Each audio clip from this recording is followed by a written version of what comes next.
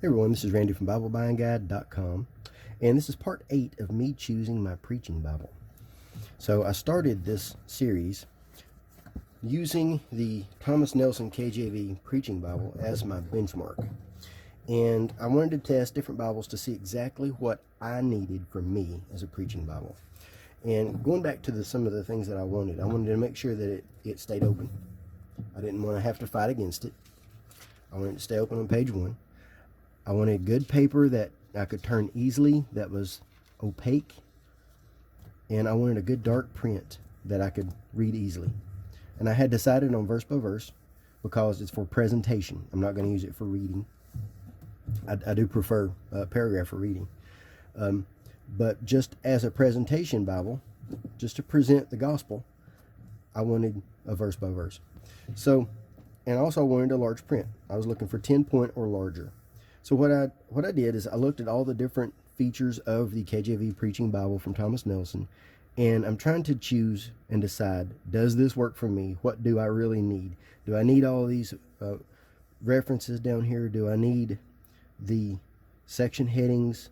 Do I need the blue highlights? Do I need the updated words or the glossary in the footnotes? Do I need the footnotes? Do I need all that on the page?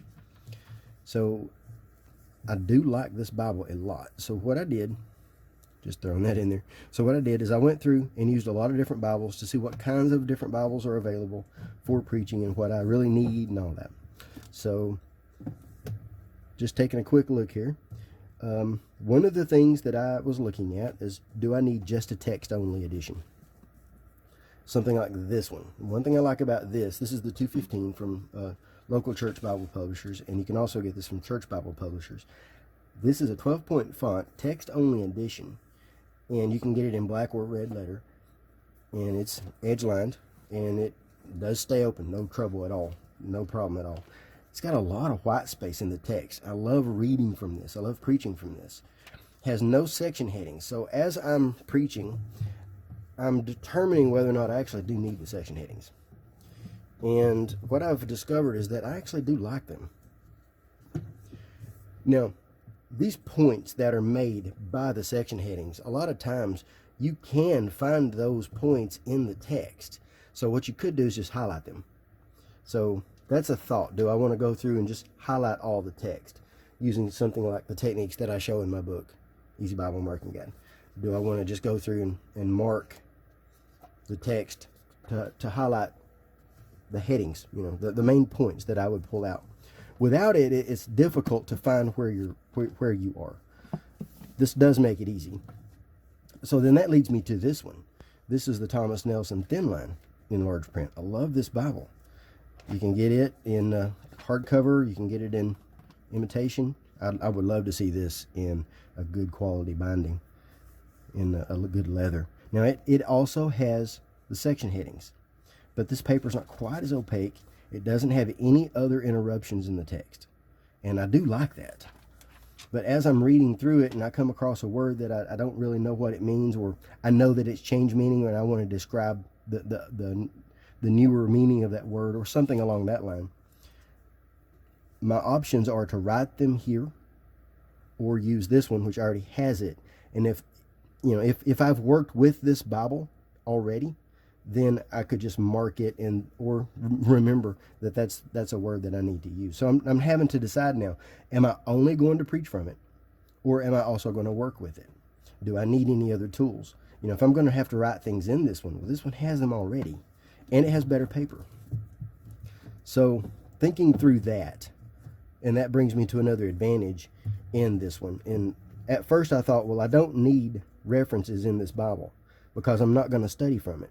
But really, there's an advantage in studying from the Bible you're preaching from. And that's that you're familiar with the references that are here. You're familiar with the words that are here, with the footnotes that are here, with the glossary that's here. You're familiar with the location of things. You're familiar with the layout. You're familiar with the section headings and all that. So there is an advantage in that. And that brings me to another one. What about a wide margin then? What if I use something like this Notetakers? And you can get this from the KJV store. You can get it from church Bible publishers, local church publishers. So I went through and started writing lots of notes. That's a 001, and that is a 03. It's a 03. So, and I started writing my own section headings in blue. But what I found is that I write large. Sometimes it depends. And you can't get everything in there anyway. So I'm not going to write my sermon notes in my wide margin Bible. But I do like the idea of having some notes that I've studied. I like the idea that I have studied in this Bible. I'm not going to use these notes for the sermon, but if I study in it, then I have the advantage of all the things that I discussed. Well, what do I need then? So let's look at how I preach. How I do my sermons. I develop my sermon in Microsoft Word, and then I email it to my Kindle. That's it. And then I preach from the Kindle. Now, this is a manuscript. I actually manuscript it word for word. That includes every single verse that I'm going to use. So technically, I don't even have to have the Bible there unless I want to look up something else, which is exactly why I want to have one there. But also, I like to turn to the verses here, even though I have them here. I like to turn to the pages here, and it gives me a little bit of time, and I just like that. But here's where I'm taking my notes. I don't necessarily need my notes to be written there. And another option would be that I write my notes in a notebook, like a sermon notebook.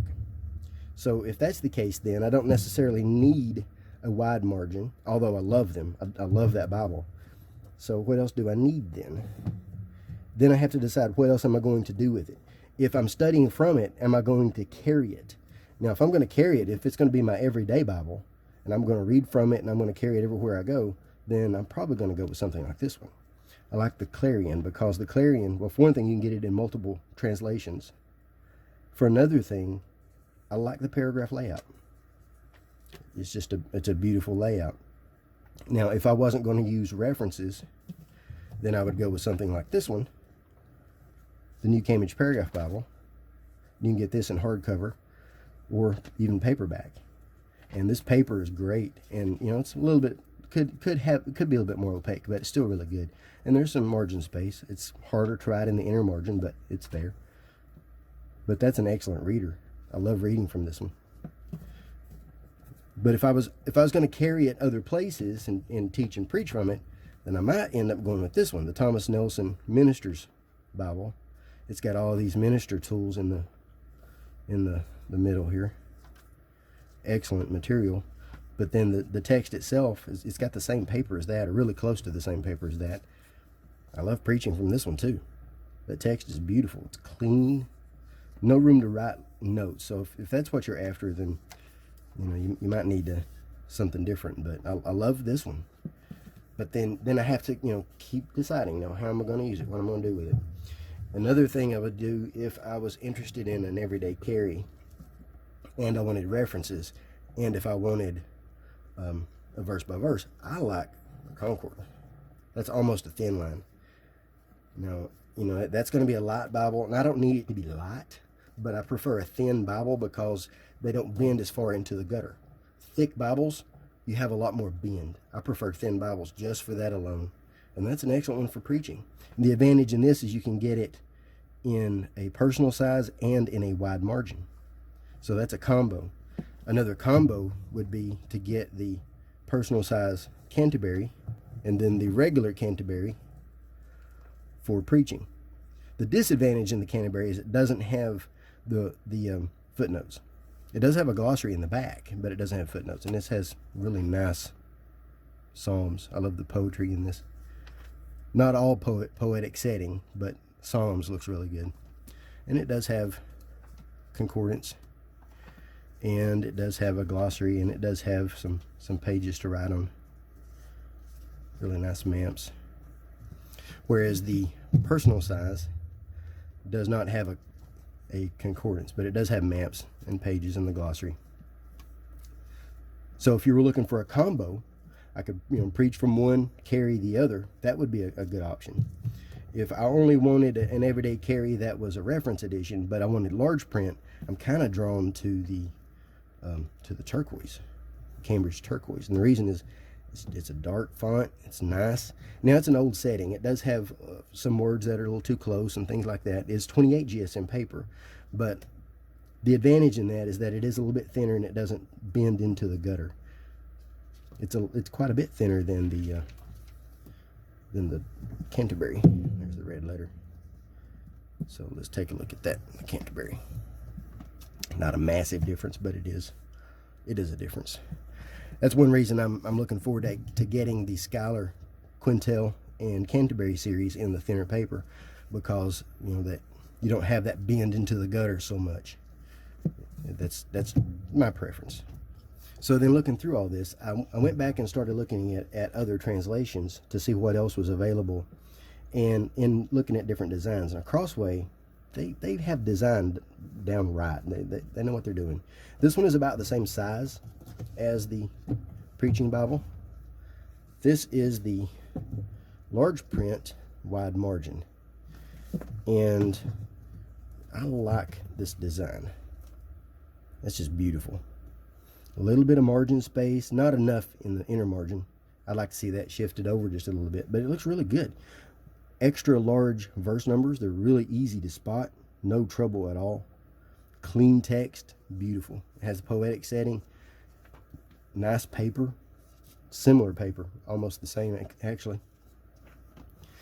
So that one stood out to me as a good preaching Bible. So by looking at that one, I come back and compare to what I have here. This is not a perfect preaching Bible. I would like to see maybe slightly smaller text, maybe slightly larger margins. Not really a larger Bible. I like that size. So what I've decided then is that of all the Bibles that I've tried, I have a better idea now of what I want. The closest to that is this one. It is the Thomas Nelson KJV Preaching Bible. Is the closest to what's available right now. So what I like to do then is to color code this Bible to, for the idea of preaching, using my techniques that I use in my Easy Bible Working Guide, and then color code it with the idea that I'm preaching from it. So everything that I used in this, I kept coming back to this one. I love all these other Bibles, every single one of them. All the reference editions, I liked every one of them. They're all good for preaching. But I kept coming back to this one because it hits all the categories. It's got the paper I like. It's got the font I like. Even though I don't necessarily need these for preaching, there's the advantage in studying from the Bible that you're preaching in. Even though it doesn't have concordance and maps, it's still good for preaching, or good for study on the page itself. And I use other tools anyway. So another advantage in this one is you can get it in the New King James. There's the New King James Version of the same Bible. The advantage in this one, of course, is that it has a poetic setting. Even though it's verse by verse, it does have a poetic setting, and letters are indented, and it looks really good. I like it. So I recommend both of these Bibles for preaching. Another thing that stands out to me is the blue highlights. They're easy to see, and this has a lot of white space in the text. A lot more white space than, say, something like this one, which I love this one. But you can tell at a glance the difference between the two. This one just doesn't have as much white space in there as this one. It's just me being picky. They're both really good. So if you're looking for other translations, this is the one that I recommend for ESV. The large print, wide margin. And for pretty much any other translation, I recommend anything from Schuyler. For example, I like the Quintel series. They're good Bibles. You can get them in most translations. And if you wanted something smaller, then get the personal size Quintel. And they're just really good Bibles to preach from. So anyway, that's my choice. I have chosen the KJV Preaching Bible from Thomas Nelson. And I appreciate everyone watching my series. If you have any questions, let me know. I will post links in the notes to all the Bibles that we've discussed in this video. And I appreciate it. Thanks for watching. Please like, subscribe, and share.